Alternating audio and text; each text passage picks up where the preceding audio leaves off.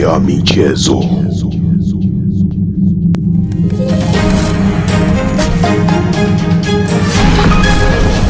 Ngome ya michezo.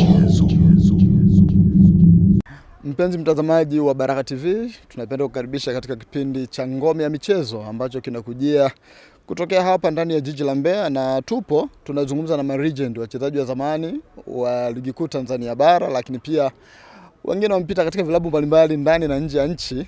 Tunataka ujue nini ambacho walikifanya miaka hiyo na nini ambacho wanakifanya miaka hii. Unajua wengi wanazijua stories za hapa na pale, lakini leo tunakuletea moja wa wachezaji bora kabisa kutokea ndani ya nchi ya Tanzania.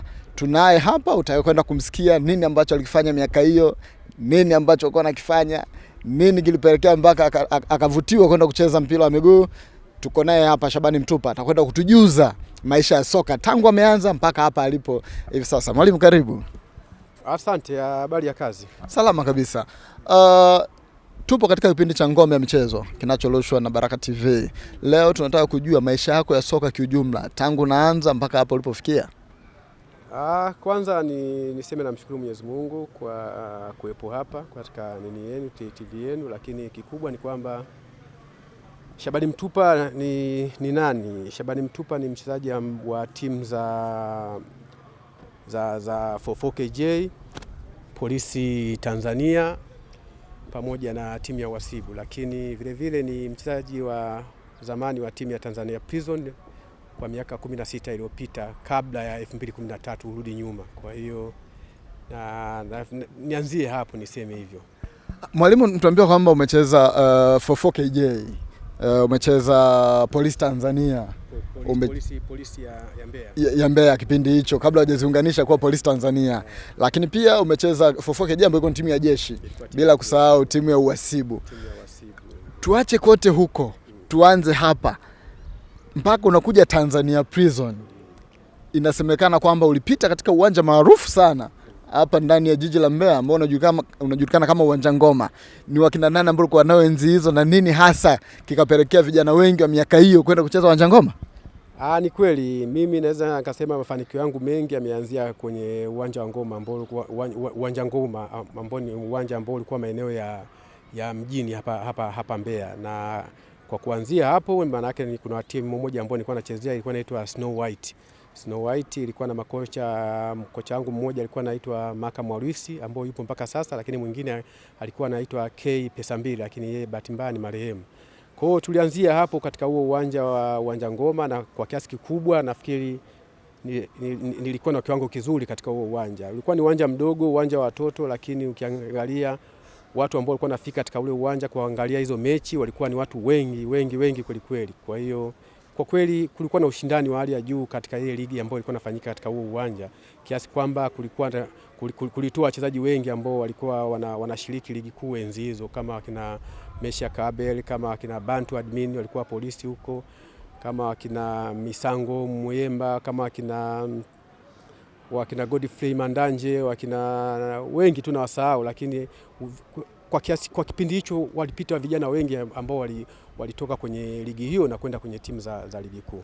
Wakina Juma Mpola, wakina Steven Mazanda, wote hao tulikuwa nao, wakina Juma Mpola, Steven Mazanda, wote walipita katika huo uwanja, kwa sababu ulikuwa ni uwanja ambao kulikuwa na mechi za ushindani kweli kweli, na viwango vya wachezaji maana yake vilianza kuonekana kuanzia hapo. Mwalimu, inasemekana kwamba zile mechi za Uwanja Ngoma zilikuwa na mvuto mkubwa kuliko hata ligi daraja la 3, ligi daraja la 4. Yaani watu walikuwa nakimbilia kwenda kuangalia mechi pale Uwanja Ngoma kuliko ligi daraja la 3, kuliko ligi daraja la 4.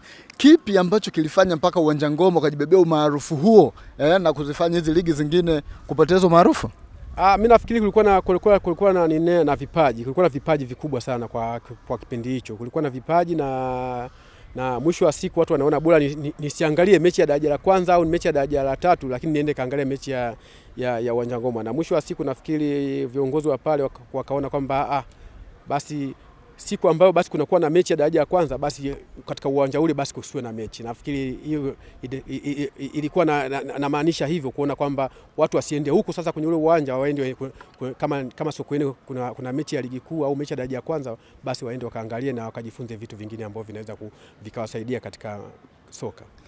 Uwanja Ngoma ni uwanja ambao umetoa vipaji vingi sana, wachezaji wengi sana ambao wamecheza ligi kuu na wengine wameenda kucheza nje ya nchi, kama wakina Mesha Kiabeli walienda kucheza nje ya nchi, wakina Yona Tabira walienda kucheza nje ya nchi. Tuanze sasa, baada ya kucheza Uwanja Ngoma, inasemekana kwamba kuna wachezaji wengi wakubwa wa miaka hiyo na wale wanakuja kuangalia pale, wanakuja kuangalia wachezaji nyinyi mkiwa mnacheza. Inasemekana kwamba katika miaka hiyo wakati mnacheza, miaka ya 90 na huko, wakati mnacheza Uwanja Ngoma, ni kama kuna tukio lilifanya pale mpaka Sekelo Chambua akapendezewa nawe na akakupatia zawadi. Ni kweli ule uwanja ulikuwa unavutia watu wengi, na watu wa rika zote walikuwa wanakuja kuangalia katika mechi ambazo zilikuwa zinaendelea pale. Nafikiri sikio tulikuwa tunacheza mechi na timu yangu ya Snow White, basi niliperform vizuri, maana yake mara baada ya mchezo, na sisi tulikuwa tunawasikia tu kina Sekelo Chambua, basi akaniita akaja akanipa shilingi 200. Kwa kipindi hicho nilikuwa naona ni hela kubwa sana. Na kwa kiasi fulani nilifurahi sana, lakini ilinihamasisha kuona kwamba niendelee kufanya vizuri zaidi ya hapo nilikuwa nimefanya. Sekelo Chambua alikupatia shilingi 200 baada ya kuonyesha uwezo mkubwa.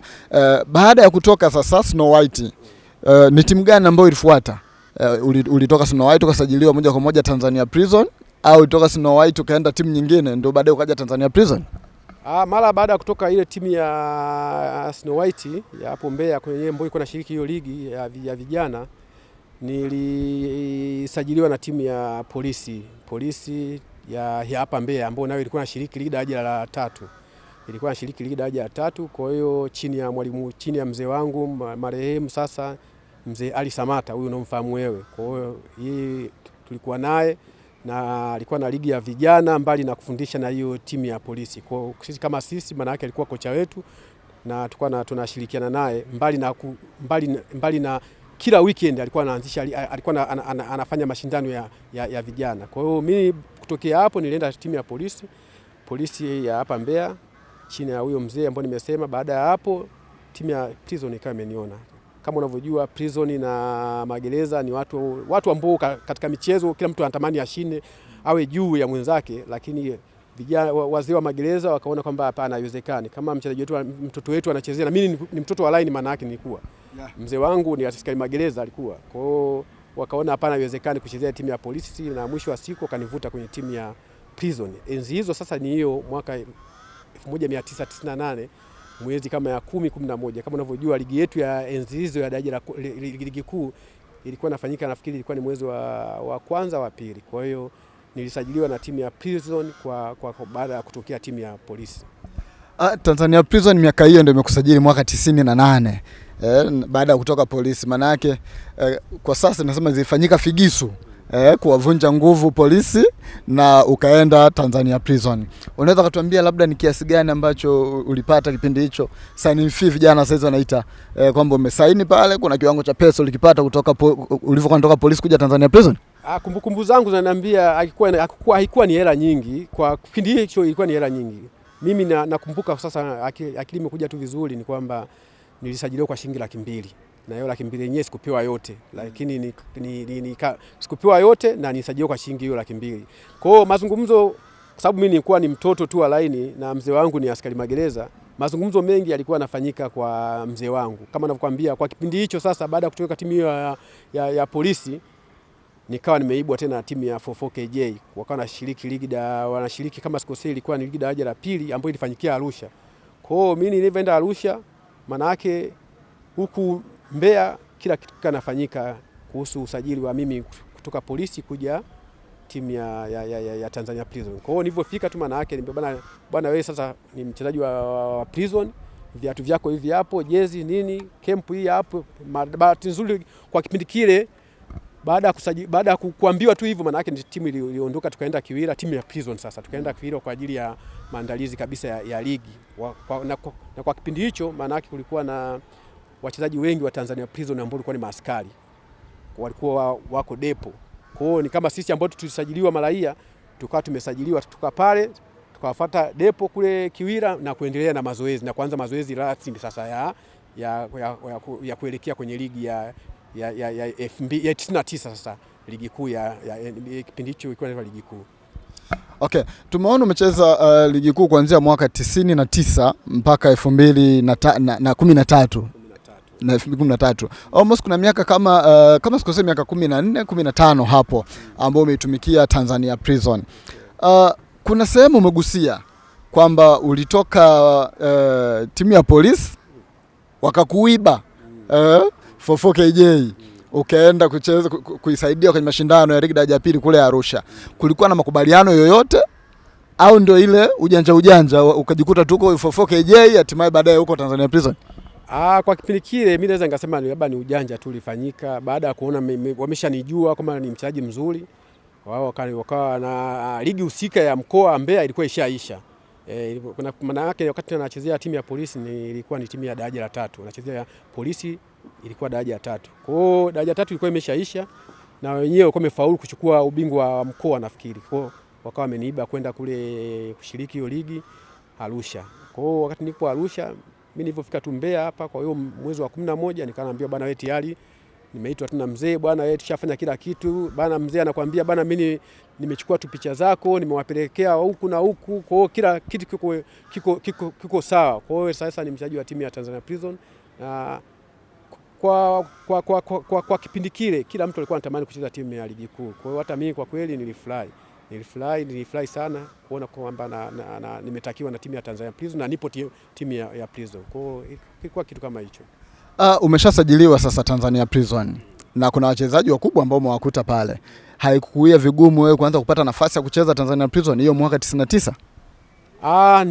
Ni kweli mimi ndio nilikuwa naweza ngasema kwamba nilikuwa mchezaji kijana kuliko mchezaji mwingine yote. Wachezaji wengi wa enzi hizo kama unavyojua Prison walikuwa kama vile angalau age shaenda, lakini mimi kwangu ndio kwanza nilikuwa Yoso. Kwa hiyo sidhani kama nilikuwa naweza nikasema kwamba nilikuwa naanza sana kwenye timu.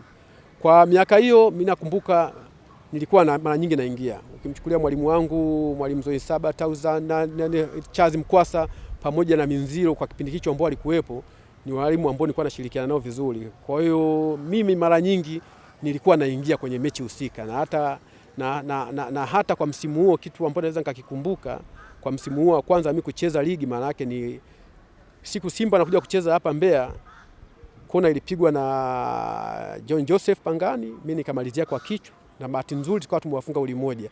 Hilo goli ambalo nilikuwa nimewafunga Simba maana yake ndio ikawa imetupa tiketi ya kwenda kushiriki ligi ya Muungano. Enzi hizo kulikuwa na ligi ya Muungano kwa maana kwamba huku Tanzania bara kulikuwa na timu 3, yani mshindi wa kwanza, wa pili, wa tatu, na visiwani kule kulikuwa mshindi wa kwanza, wa pili, wa tatu. Basi baada ya hapo inachezwa sasa ligi. Baada ya kucheza hiyo ligi maana yake Tanzania Prison ikawa bingwa wa ligi hiyo ya Muungano, ikatufanya tushiriki mashindano ya kimataifa ambayo tulienda kucheza Msumbiji, nafikiri kama ilikuwa ni mwaka 2000 na wale Ferroviario ya Msumbiji. Bahati mbaya walitufunga kule kwao goli moja, lakini tulivyofika hapa nyumbani kwetu na sisi tukawafunga 3-2 na mwisho wa siku kwenye zile aggregate ikaonekana wale Ferroviario wako juu, wakawa wanaendelea kwenye mashindano. Okay, umetuambia sasa tayari ushaanza kucheza Tanzania Prison na goli ambalo uliwafunga Simba ndio goli ambalo lilikupa nafasi sasa ya kuendelea kuitumikia Tanzania Prison, kwamba ilikupa ile hali ya kupata nafasi katika kikosi cha Tanzania Prison, kikosi cha kwanza. Sasa hizi ndani ya jiji la Mbeya kuna Mbeya City, kuna Tanzania Prison. Kuna derby tunaita Green City Derby. Miaka hiyo wakati Tanzania Prison wako ligi kuu, ni timu gani ambayo nyingine ilikuwa ligi kuu na ilikuwa na ushindani mkubwa kutoka ndani ya jiji la Mbeya? Kwa hapa Mbeya mimi nafikiri bado ilikuwa kuna miaka ambayo nilibahatika na mimi kucheza, nacheza Prison lakini vile vile kulikuwa na Mbeya City. Nacheza Prison vile vile kulikuwa na Mbeya City. Nafikiri hao walikuwa ndio wapinzani wetu wakuu mbali na timu hizi nyingine. Kwa miaka michache ambayo timu za Prison na Mbeya City zilikuwa ligi kuu, zilikuwa ni washindani wakubwa sana kwenye ligi yao. Yaani ukikuta Prison na Mbeya City zinakutana, basi hiyo mechi ilikuwa ni mechi ngumu sana. Ilikuwa inavuta hisia za watu wengi ambao walikuwa wanakuja kuangalia hiyo mechi. Kwa hiyo katika kipindi changu hiyo derby nilikutana nao sana ya Mbeya City na Prisons. Okay mwalimu, tukiachana na hiyo derby ya Mbeya City na Tanzania Prison, tunajua katika mlolongo wa michuano mbalimbali ya ligi kuu Tanzania bara na mashindano mengine lazima ulikutana na ile mechi ambayo ni ngumu kweli kweli. mpaka mwenyewe ukasema kweli hii game ngumu. Lakini pia ni game gani na ni mchezaji gani ambaye uko kukutana naye unaona kabisa kweli leo shughuli ipo, hasa upande wa mabeki wa ligi kuu Tanzania bara? Mimi binafsi nilikuwa nawachukulia sana mabeki ambao tulikuwa kwenye timu yangu wenyewe, kama kina Samson Mwamanda, kwa kina Gerard Hiru ambao tulikuwa tunacheza nao, na nilikuwa naona kabisa kwamba kuna kipindi tulikuwa kina Sajigwa Kidume, Shadrack Nsajigwa. Kwa hiyo ni kipindi ambacho nilikuwa napata wakati mgumu sana nikutana na Shadrack Nsajigwa, kwa maana kwamba Shadrack ni mtu ambaye alikuwa hapendi kufungwa aidha kwenye mazoezi au kwenye mechi. Kwa hiyo ni mtu ambaye ukutana naye ujue kwamba shughuli inakuwepo. Kwa hiyo watu kama sisi maumbile yetu yalikuwa ni madogo, tulikuwa tumia sana akili. Akili ndio ilikuwa inafanya sana kazi kuliko vitu vingine vyovyote ambavyo vilikuwa vinatokezea katika uwanja. Ndio maana unakuta mimi nimekuambia asilimia nyingi nilikuwa sianzi kwenye mechi, lakini nilikuwa na uwezo mkubwa sana kusoma mechi.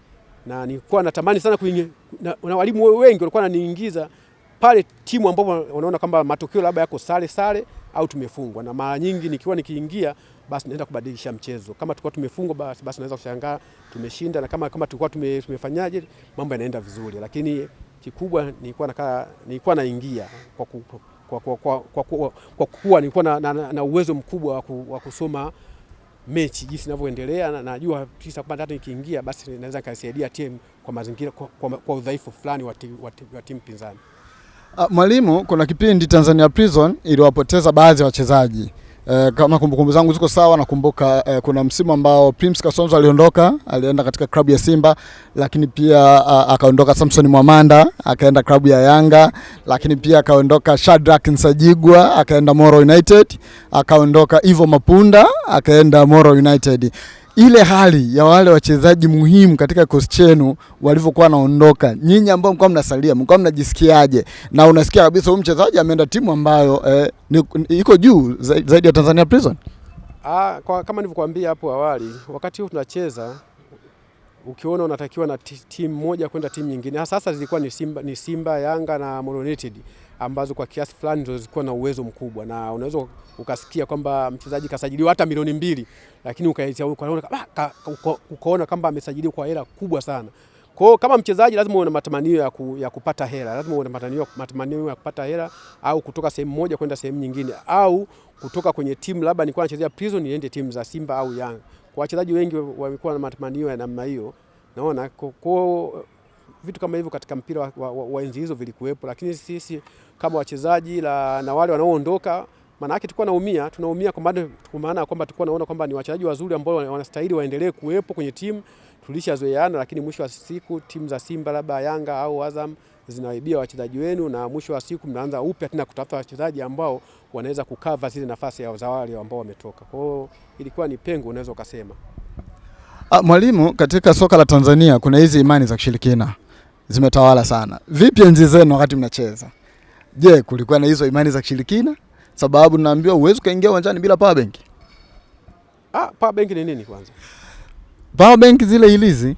Watu wanaweka dawa kwenye soksi, watu wanafunga ilizi kiunoni, watu vitu vingi, watu wanachanjana chale kuelekea kwenye mechi. Nafikiri mawazo ya mtu tu au hisia za mtu jinsi zinavyopelekea yeye mwenyewe anavyofikiria, lakini naweza nikasema kwamba sidhani kama imani au nini vinasaidia. Hata saizi ukiangalia mpira wa sasa, unaona kuna watu wanakuwa na imani tu labda potofu, labda nikifanya hivi labda itakuwa hivi, lakini mwisho wa siku si kweli. Nafikiri mpira ni mazoezi, mpira kujituma, na mwisho wa siku unafanikiwa. Kama mtu anakuwa na imani za namna hiyo, nafikiri ni yeye binafsi na anapaswa kupuuzwa. Mwalimu, katika kari yako ya uchezaji wa mpira wa miguu, hasa ukiwa Tanzania Prison, ulipata nafasi ya kucheza na mdogo wako Saidi Mtupa au Abdi Mtupa, na inasemekana kwamba kipindi Saidi ameingia katika kikosi cha Tanzania Prison, wewe kama kaka ulikuwa unaona uko razi wewe usubiri Abdi aanze. Ili jambo lilikuwa ni kweli? Unajua kila mtu anaweza kufikiria, kwanza ni cheke, lakini kila mtu anaweza kufikiria, anafikiria anavyoweza kufikiria yeye.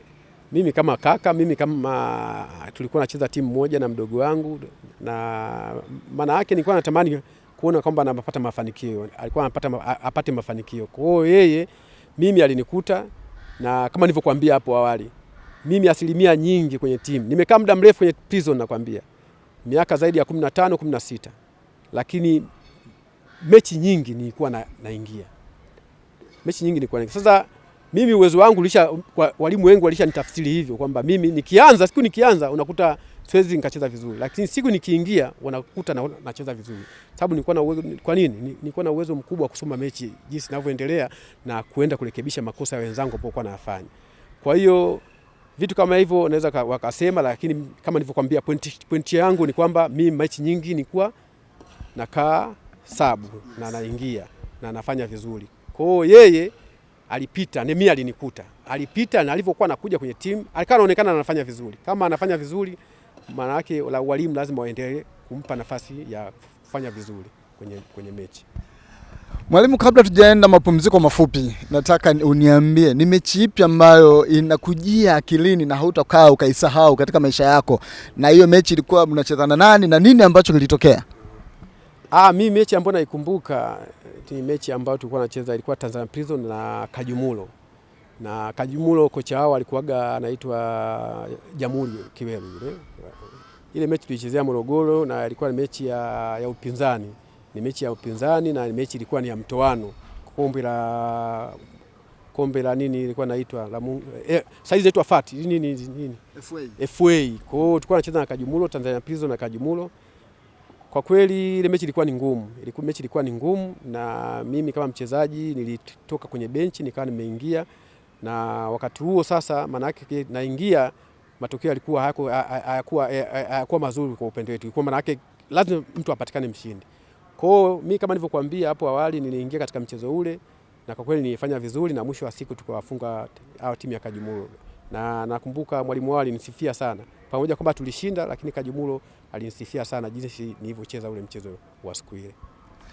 Mtazamaji wa Baraka TV, mtazamaji wa Ngome ya Michezo, tunakwenda break fupi, tutarejea hapa kuendelea na mazungumzo na legend wa Tanzania Prison ambaye kwa sasa ndio kocha msaidizi wa kikosi cha Tanzania Prison.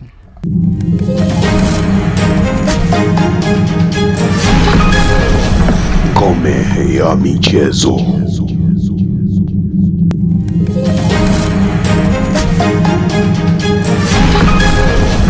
Ngome ya Michezo.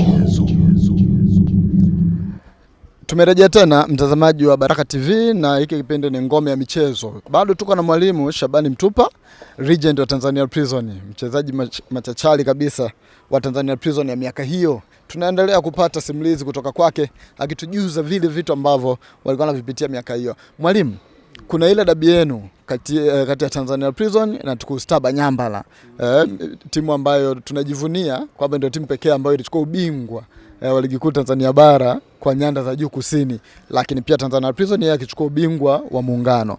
Unaizungumziaje hii dabi na kipindi hicho mnacheza? Sababu Tuku Star ameshuka mwaka 2004. Kipindi hicho mnakutana na Tuku Star, shughuli ilikuwa inakuaje? Nafikiri ilikuwa ni michezo ambayo watu walikuwa napenda kuitazama au kuja kuiangalia. Kama unavyojua Tuku Stars ya miaka ile ilikuwa na mashabiki wengi. Ukiangalia hapa Mbeya unaona ilikuwa inawavutia wapenzi wengi wa soka hapa Mbeya. Kwa hiyo ilikuwa ni dabi nzuri, lakini sisi kama timu au kama wachezaji ilikuwa ni dabi ambayo unaona kabisa kwamba ukifungwa ni kama vile kuna kitu umekipoteza. Kwa hiyo kama mchezaji tulikuwa tunahamasishana sana kuona kwamba tunajitahidi kushinda huo mchezo. Kwa maana kwamba unajua timu za Mbeya zikuwepo timu mbili, maana yake kila mtu mmoja hapa alikuwa anajibidisha kuona kwamba anatamani kuwa chini juu ya mwenzake. Kwa hiyo hata sisi kama Prison tulikuwa tunakaa kama wachezaji. Sisi watu wa mbele tunaambiana kabisa bana, haiwezekani mechi iisha hatujapata goli moja au magoli mawili, lakini watu wa nyuma tunaambia jamani, bora tufungwe na timu nyingine yoyote, lakini sio Tuku Stars. Kwa hiyo fanyeni mnavyoweza kufanya, jitumeni mnavyoweza kujituma, muhakikishe nyie amruhusu goli. Kwa hiyo kuna kipindi ni kama tulikuwa tunashindana vile, watu wa mbele na watu wa nyuma. Kwa hiyo sisi watu wa mbele tunasema sisi lazima tufunge magoli, lakini watu wa nyuma wanasema sisi leo hatufungwi goli. Kwa hiyo mwisho wa siku ilikuwa ni chachu kwa timu. Nafikiri dabi ya Tuku Stars na Tanzania Prison ilikuwa dabi moja nzuri sana, lakini haikukaa muda mrefu na timu ya Tuku Stars ikawa imeshuka. Mpenzi mtazamaji, tukusani kwamba ilishuka mwaka 2004 na kumbukumbu zangu kama ziko sawa, walifungwa mechi ya mwisho na Moro United, goli likifungwa na Kalume Songolo dakika 88, na ndio kawa mwisho au kwisha habari ya Tukustar Banyambala. Na sasa hizi imebakia na shiriki ligi daraja ya 3, wanajipapatua. Kuna kipindi walisogea mpaka ligi daraja ya 2, lakini bado mambo yamekuwa magumu, imerudi tena ligi daraja la 3. Hiyo ni Tukustar Banyambala, mabingwa wa ligi kuu Tanzania bara mwaka 1986. Mwalimu, ukiachana Tukustar, ikaibuka Mbeya City ukiwa bado unacheza. Nadhani timu ambayo hujaikuta ni EF. EF imekuja wakati tayari umeshaondoka, na Ken God imekuja wakati tayari ni mwalimu. Unazungumziaje utofauti kati ya ile dabi ya Tukustar pindi mlivyokuwa mnakutana na Tukustar na hii dabi ya Tanzania Prison na Mbeya City, sababu hizi dabi zote mbili umekutana nazo? Naweza nikasema utofauti ulikuja kwenye, unajua sisi kama Tanzania Prison kuna miaka ambayo tunacheza na Tukustar, tulikuwa yani magereza kama magereza ilikusanya vijana wengi wenye talent, ilikusanya vijana wengi afina akawapeleka jeshini. Kwa hiyo mwisho wa siku tukawa tunaonekana tuna timu ambayo ilikuwa ina vipaji sana kwenye timu yetu. Unaona? Lakini kwa sasa vijana tumekuwa tunatafuta wachezaji sehemu tofauti, lakini kwa kipindi kile ilikuwa ni kama vile ni group la watu ambao mtu anajua kabisa kama Mbeya hapa kuna wachezaji huyu na huyu na huyu ambao wana uwezo. Kwa hiyo walikuwa na kweli inaweza kusema kwamba ilitusaidia, ni vipaji ambao vilikaa kwa muda mrefu pamoja, na mwisho wa siku ikawa inaonekana kabisa kwamba hii kuna kitu ambacho timu kama timu inacho. Kwa hiyo kwa msimu kwa hivi karibuni sio kwamba tuna wachezaji wabaya, hapana, au sio kwamba tuna recruitment yetu sio nzuri, lakini tunatakiwa kuangalia sana vipaji vya watu. Msimuone tu mchezaji kwa muda mfupi au mara moja au mara mbili ukasema basi umeshalizika na kiwango chake. Lazima ufuatilie mara moja, mara mbili, mara tatu. Ukiona na talent nzuri basi ndio unaweza kufanya mawasiliano naye na mwisho wa siku kama umemleta kwenye timu. Mwalimu, umecheza mpira kuanzia mwaka 99 mpaka 2013. Ni muda mrefu sana hapo umepita. Najua umekutana na aina ya wachezaji mbalimbali ndani ya Tanzania Prison na nje ya Tanzania Prison. Unaweza kutuambia ni mchezaji gani ambaye ulikuwa unamkubali ndani ya Tanzania Prison au nje ya Tanzania Prison kwa kipindi chote ambacho umecheza, kwamba mchezaji fulani hakika alikuwa ni mchezaji? Kuna mchezaji mmoja alikuwa timu yetu. Wako wachezaji wengi ambao walikuwa wanafanya vizuri, lakini kuna mchezaji mmoja alikuwa timu yetu anaitwa Victor Kiloko. Victor Kiloko huyu bwana ni kijana ambaye alikuwa ametokezea huko maeneo ya Tabora. Alikuwa anaweza sana kutumia mguu wake wa kushoto vizuri. Kwa hiyo ni talent ambayo nilikuwa napenda sana kuiona. Ni talent ambayo nilikuwa napenda sana kucheza naye. Kwa hiyo wapo wachezaji kama nilivyokuambia, sio kama Victor tu, wako wachezaji wengi, lakini huyu ni mmoja wa watu ambao nilikuwa nakubali sana, Victor Kiloko. Victor Kiloko, fundi wa mpira namba 6 hii. Namba 6. 11. Ni mtu ambaye alikuwa na uwezo sana kutumia mguu wake vizuri wa kushoto. Kumbukumbu zangu zinaniambia kwamba Tanzania Prison ile ya miaka ya kuanzia 2000 kuja kusogea huku, ilikuwa ni Tanzania Prison ile akina Henry Morris, wakina Oswald Morris, wakina Pomo Kiwa, wakina Blaza K, beki katili kabisa ligi kuu Tanzania bara, na wakina Frank Mutego. Tanzania Prison ilikuwa na bahati kubwa sana ya kupata magolikipa wazuri. Sidi hasa ya hao magolikipa, sababu kila msimu mlikuwa mnapata magolikipa wazuri sana. Ni ukweli, naweza nikasema lakini mimi binafsi sio kwamba mimi ndo nilikuwa nawaleta, lakini ninaona kwamba ilikuwa inatokezea. Tulikuwa na makipa kama nilivyokuambia hapo, wakina Dennis Wedin, alikuwa ni mbonge la kipa mmoja mzuri sana, na mpira wa sasa mtu kama Dennis alikuwa na uwezo wa footwork yake ilikuwa ni nzuri, na mpira wa sasa unawahitaji makipa kama hao. Kwa hiyo ni fundisho kwa hawa vijana ambao wapo kwamba tunahitaji vijana makipa wa namna hiyo. Kwa hiyo tulikuwa na bahati kubwa sana kupata makipa wazuri kama nilivyosema, wakina Dennis Edwin, wakina Ivo Mapunda. Wapo hata hii miaka hivi karibuni bado tulikuwa na makipa wazuri na wameenda timu nyingine labda za Simba au Yanga, lakini mimi nafikiri tulikuwa na bahati nzuri. Mpaka leo hii mimi naweza kusema tuna bahati nzuri ya kuwa na makipa wazuri. Mpaka leo hii mwalimu anatuambia kwamba ana bahati ya kuwa na makipa wazuri ambao wanaitumikia Tanzania Prison. Twende black fupi. Tukirejea kuna segment inafuata hapa, alafu tutarudi tena kwa mwalimu. Okay, tumerejea tena. Mwalimu, unaweza ukatuambia sasa wale wachezaji ambao walipita Tanzania Prison ambao profile zao zilikuwa ni kubwa, majina yao yalikuwa makubwa kama ulivyotuambia, kina Victor Kilowoko, wakina Oswald Morris, wakina Henry Morris na wengine wengi, Prince Kasonzo na wengine wengi. Unaweza kutuambia sasa ukaanza kutuonyesha kwamba mchezaji huyu kweli alikuwa ni mchezaji mwamba kweli katika kikosi cha Tanzania Prison?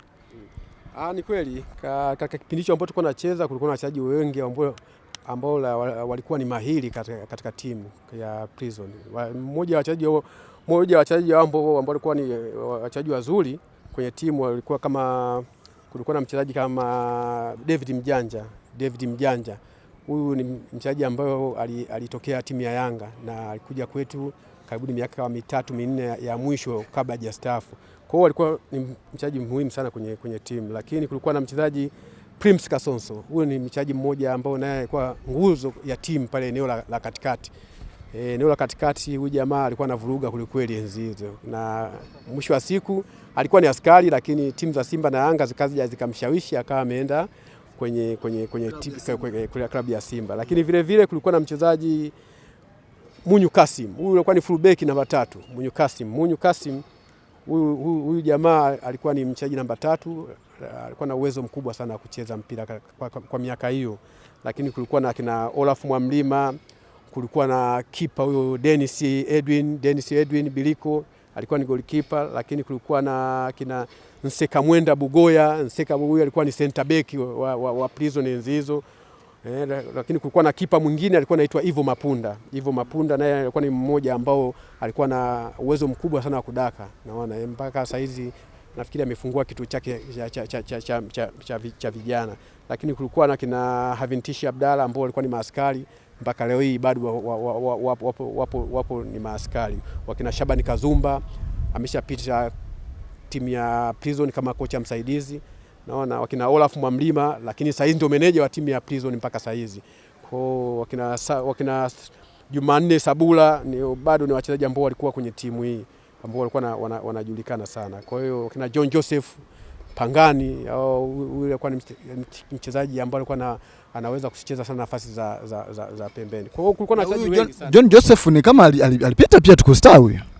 Huyu alipita Tukustars kabla hajaajiriwa Magereza. Kwa hiyo saizi ni askari Magereza, lakini kabla kuja Magereza alikuwa anachezea timu ya Tukustars. Kwa hiyo alipitia Tukustars, baadaye mambo yakawa mazuri kwenye jeshi la Magereza akapata kazi. Kwa hiyo mpaka sasa hivi ninavyoongea na wewe maana yake ni askari wa jeshi la Magereza. Okay, mwalimu, tukiachana na wachezaji ambao baadhi umetuambia Abdi au sisi tulizoea kumuita Saidi. Saidi Mtupa, kuna kipindi amecheza Tanzania Prison, kuna kipindi amecheza Kahama United ya mkoani Shinyanga. Unaweza kumzungumziaje? Naweza nikasema kwamba ni mtu ambaye alikuwa na matamanio ya kufika mbali zaidi ya mpira, na huyu alikuwa ni mdogo wangu, sasa ni marehemu. Lakini hapa ukiangalia kwenye picha ni siku ambayo tulicheza uwanja wa Sokoine, maana yake yeye akiwa timu ya Kahama United ya Shinyanga na mimi nikiwa timu ya Tanzania Prison.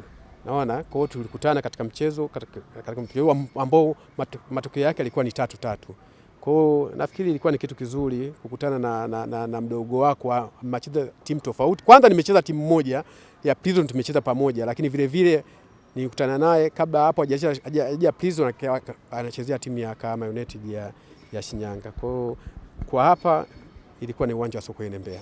Mwalimu, tumeona wewe ulikuwa ni mpenzi sana wa jezi namba 10 mgongoni. Lakini pia Saidi naye alikuwa anapenda jezi namba 10 mgongoni. Kwamba Saidi alikuwa anataka kufuata kwenye nyayo za kaka moja kwa moja. Na je, kipindi hicho sasa Saidi ametoka Kahama United amekuja Tanzania Prison, nani ambaye alimwachia mwenzie jezi namba 10? Kwa kipindi hicho mkubwa ni mkubwa. Mimi alinikuta bado mimi niliendelea kubaki na namba 10. Kwa hiyo yeye alitafuta namba nyingine. Lakini ni namba ambayo na yeye alikuwa anaipenda sana, namba 10. Alivaa tu namba nyingine kwa maana kwamba mimi na namba 10. Maana yake yeye alipata jezi namba nyingine. Mara nyingi alikuwa anatumia namba 2 alipokuwa anakuja kwenye timu. na hii namba 10 ni mwachia mchezaji anaitwa Jeremia Juma ambao mpaka saa hizi anachezea Tanzania Prison. Yes mwalimu, tupe siri ya jezi namba 10. Kwani unaipenda jezi namba 10? Namba 10 imetokezea tu moyoni, kwa maana kwamba nilikuwa nampenda sana mchezaji mmoja alikuwa anaitwa Michael Owen. Michael Owen nilikuwa nampenda sana. Nilikuwa naona kama ni mchezaji mbunifu sana.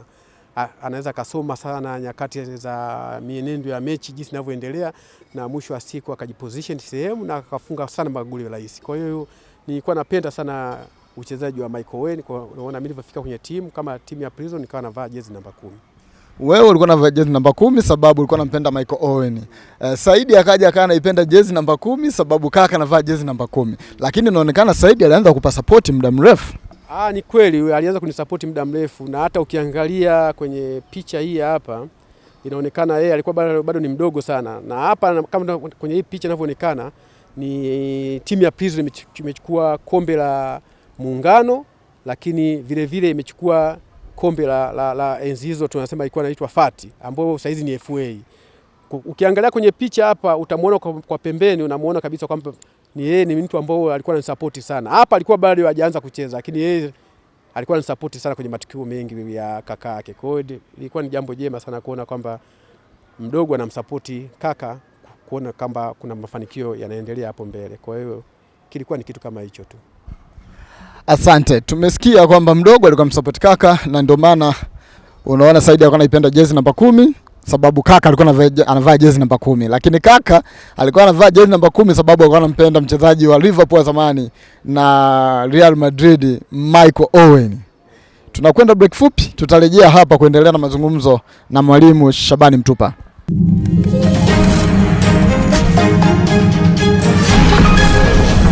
Ngome ya michezo.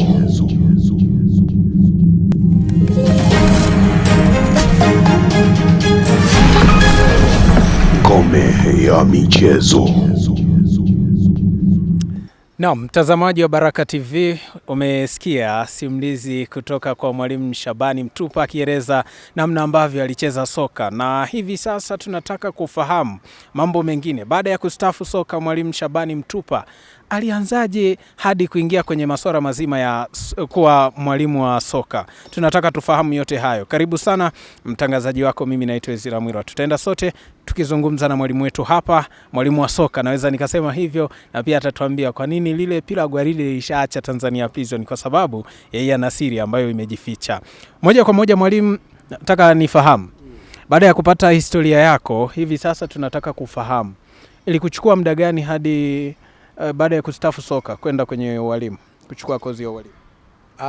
Nafikiri sikukaa muda mrefu. Mara baada ya kustaafu ile mwaka 2013 kwenye timu ya Tanzania Prison,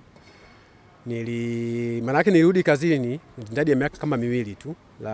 Lakini kwa kipindi hicho ambao nilikuwa kazini kwa miaka hiyo miwili, kazi ya uaskari, sasa kazi ya msingi ambao nilikuwa nayo sasa kwa kipindi hicho ilikuwa ni kazi ya uaskari. Kwa hiyo nilikaa kama miaka miwili, lakini ndani ya hiyo miaka miwili manake kuna mtu wa mpira tu, manake kuna timu ambayo ilikuwa na Zaragoza ya maeneo ya mjini kule. Kwa hiyo sasa ile timu ilikuwa ni timu ya vijana, manake nikaa nimeamua sasa kwenda kuifundisha. Wakati naenda kuwafundisha au vijana kama kocha, manake nilikuwa nafundisha kwa uzoefu tu, lakini mwisho wa siku nikaona kwamba baada ya hapo basi niende nikasomee mambo ya coach kwa leseni za chini, mpaka baadaye nikaja kwenye leseni B ambayo mpaka sasa hizi ndio ninayo. Kwa hiyo nafikiri nilikuwa ni mwamko tu ambao ulikuwa umetokezea baada ya kustaafu, nimeingia kwenye kazi ya msingi ya uaskari magereza. Na kwa kipindi hicho maana yake nilipokuwa napata muda sasa wa jioni, maana yake ndio nilikuwa nautumia kwenda kufundisha hiyo timu ya vijana ya Zaragoza. Lakini baada ya hapo, kwa kuanzia hapo sasa ndio nikaanza kufundisha timu ya under 17, timu ya under 20 kuanzia mwaka 2017, na hapo ndio nasema nilianzia hapo sasa naweza nikasema. 2017 mwalimu alianza rasmi kazi ya ualimu akifundisha timu za vijana. Na timu ya wakubwa umeingia mwaka gani? Timu ya wakubwa nimeingia mwaka 2019. Timu ya wakubwa nimeingia mwaka 2019 na mpaka leo hii nipo kwenye hiyo timu ya wakubwa kama kocha msaidizi. Sawa, asante sana mwalimu, umeeleza vizuri sana. Kwa kuhusiana na masuala mazima ya ualimu kwenye upande wa soka. Sasa kuna kitu ambacho tunataka kufahamu. Soka la nyanda za juu kusini hivi sasa, kuna utofauti gani ambao unafanya kwamba wachezaji ambao walipita zamani walikuwa bora zaidi na hivi sasa pia tunaona vipaji vipo lakini haviendelei? Tatizo ni nini haswa, na pia wewe ni mwalimu? Mimi nafikiri kwa kipindi cha nyuma kulikuwa na vijana ambao walikuwa wanajitambua sana kwenye swala zima la soka, hasa hususan katika mkoa wa Mbeya. Na ukiangalia hata kwa kipindi kile ambao labda kijana tu ambao yupo kwenye timu za yuko ambao anasoma kama ni form 1, form 2, form 3, basi walikuwa wanajishughulisha sana mambo ya michezo kupitia mashuleni. Na ukiangalia kulikuwa na mwamko mkubwa sana kwa kipindi hicho. Na hata sisi tunavyokumbuka kama huko ni form 3 au form 4, basi yale mashindano ya sita yakiwa yanafanyika, ulikuwa unaona mwamko jinsi watu wanavyohamasika kwenye mashindano yale. Kwa hiyo mimi nafikiri ni uelewa tu wa vijana. La kwa kipindi hichi nafikiri kwa mkoa wetu wa Mbeya bado tunatakiwa tuendelee sana sisi walimu waendelee kuongezeka sana. Waendelee kuongezeka, lakini maana yake wakiongelea kuongezeka walimu huko kwenye mashule yetu, kutakuwa na walimu ambao watakuwa wamebobea kwenye hiyo kazi ya soka, na mwisho wa siku tunaweza tukapata wachezaji wengi wazuri zaidi katika miaka inayokuja. Sawa, asante sana mwalimu, umeeleza vizuri sana. Na hivi sasa nataka tufahamu ipi siri imejificha ndani ya Tanzania Prison? Timu zinakuja, wamekuja Mbeya City FC, walishuka lakini wamerejea tena, lakini pia imekuja Ihefu ikaondoka na ikarejea tena, wamekuja hawa huku Ken Gold, wamekuja wamepotea hivi sasa. Sasa tunataka kufahamu Tanzania Prison ni misingi gani ambayo umeiweka kuhakikisha kwamba timu haishuki daraja na pia inaendelea kusalia ligi kuu kwa miaka yote ambayo ipo ligi kuu? Yaani itatetereka lakini lazima ibaki ligi kuu. Siri ni nini? Jambo jema ni kuipongeza tu uongozi wa Jeshi ya Magereza kupitia mkuu wetu wa jeshi. Amekuwa ni mtu wa michezo, kwa ngazi zote, kwa michezo yote. Lakini kwa timu kama timu maana yake amewekeza kwenye hii timu ya Prison, na ndio maana unaona kwamba yani katika ligi yetu ya Tanzania maana yake ni timu ambayo ni ya muda mrefu, naweza ngasema ni ya muda mrefu. Kwa hiyo kikubwa ni kuwekeza tu. Mpira utaki njia za mkato, lazima uwekeze na mwisho wa siku matunda unaweza ukayapata. Kwa hiyo mimi nasema kwamba wamejitahidi sana kuwekeza kwenye jeshi letu, na ndio maana unaona timu inafanya vizuri. Sawa, mwalimu anasema wanawekeza vizuri sana na ndio hali ambayo inasababisha wanafanya vizuri zaidi kwenye mashindano yote. Sasa mwalimu, tunataka kufahamu, wewe ni mwalimu, umeishi Mbeya na nyanda za juu kusini kwa ujumla, nafahamu ipi changamoto ya masuala ya soka kwenye upande wa ukanda wetu huu? Hatuna vilabu ambavyo vya kutosha kwenye mashindano makubwa ligi kuu, na mkoa wa Mbeya ndio mkoa pekee ambao unaweza nikasema umekuwa umeshika mikoa mingine kwa kuwa na timu ambazo zinashiriki ligi kuu Tanzania bara. Sasa sababu ni ipi ambayo inakwamisha soka la nyanda za juu kusini kutokufanya vizuri? Kikubwa mimi nafikiri nimekwambia hapo, mpira hutaki njia za mkato, lakini kikubwa ni kuwekeza katika mpira. Na ukiwekeza vizuri maana yake huko mbele unaweza kunufaika. Kwa hiyo kikubwa mimi nawaasa tu wapenzi wa soka, washabiki na wadau wote wenye uwezo wa kuzisaidia hizi timu, wajitahidi kuzisaidia hizi timu. Wakifanya hivyo maana yake tutakuwa na timu nzuri huko mbele, lakini kama kutakuwa na njia za mkato mpira unakuwa ni mgumu. Kwa hiyo kikubwa kwangu mimi naona ni kujitahidi tu kuwekeza katika mpira wa miguu, kuona na imani kwamba utalipa. Kama tutawekeza vizuri maana yake utalipa, lakini kama tutawekeza vizuri itakuwa ni shida. Vilabu vingi vimekuwa na shida nyingi hapa katikati kabla kufika hata huku kwenye ligi. Kwa hiyo sasa tukiwapata watu wenye uwezo na wakawekeza vizuri, mimi na imani timu zitakuwa ni nyingi zaidi ya hizo ambao umeziona hapa kwenye ligi kuu. Kwa hiyo tujitahidi sana kuhamasisha wale watu wenye uwezo wawekeze kwenye mpira na itawalipa, mimi naamini. Sawa mwalimu, mimi nataka tuweze kuhitimisha kwa kuzungumza pale mwanzo. Nimekwambia kwamba Tanzania Prison kipindi cha nyuma tulikuwa tunasema pila gwaride, yani ukienda pila roho, unashikilia roho kwamba naenda kucheza na Tanzania Prison, lakini mpira unaenda kuchezwa kweli, si mpira tu, lakini shughuli inaenda kuiona. Sasa tunataka kufahamu ile falsafa ya pira gwaride imepotelea wapi hivi sasa? Kwa sababu kipindi hicho Tanzania Prison inacheza pira gwaride haikuwa inahangaika na masuala ya kwamba tunang'ang'ania kutokushuka daraja. Ilikuwa timu inacheza, unajua kwamba katika nafasi 10 bora ama 10 na ngapi hapa Tanzania Prison ipo. Zile timu zinazocheza playoff ama kushuka moja kwa moja haipo. Shida ni nini? Na saa hizi mpira gwaride uone.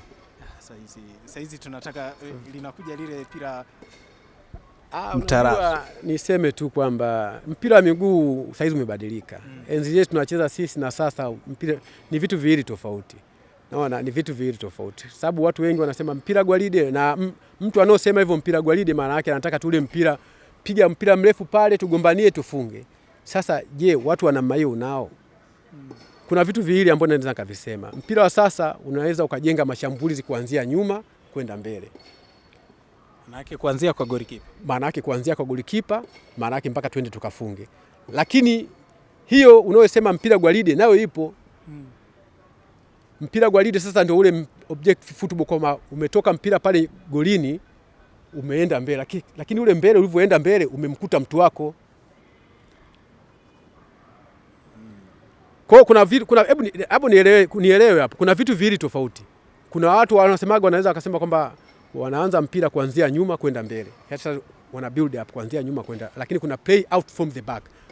Mpira mmoja tu pap, mpira ndege.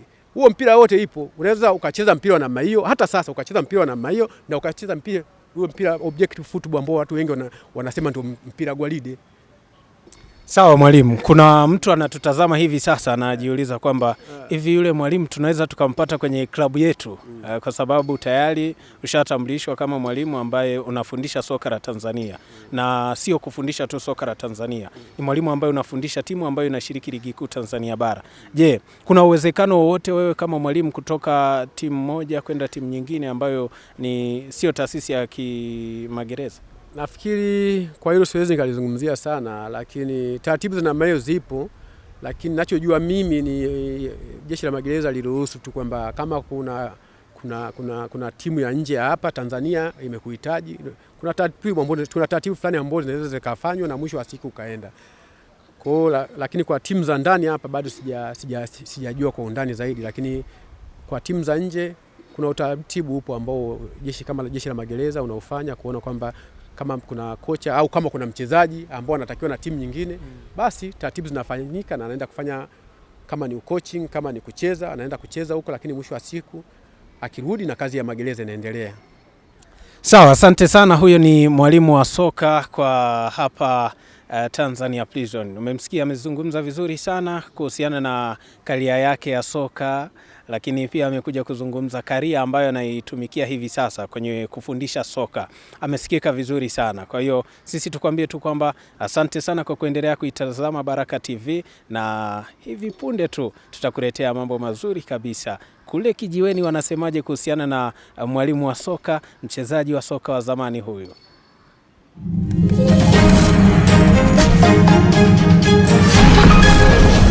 Ngome ya michezo.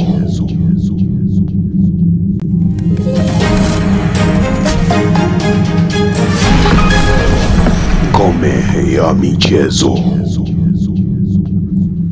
Tulikuwa na mwalimu Shabani Mtupa, mchezaji wa zamani wa Tanzania Prison, lakini pia mcheza polisi ya Mbeya, amecheza for 4KJ, ilikuwa timu ya jeshi, lakini pia amecheza Uhasibu, timu moja hapa jijini Mbeya.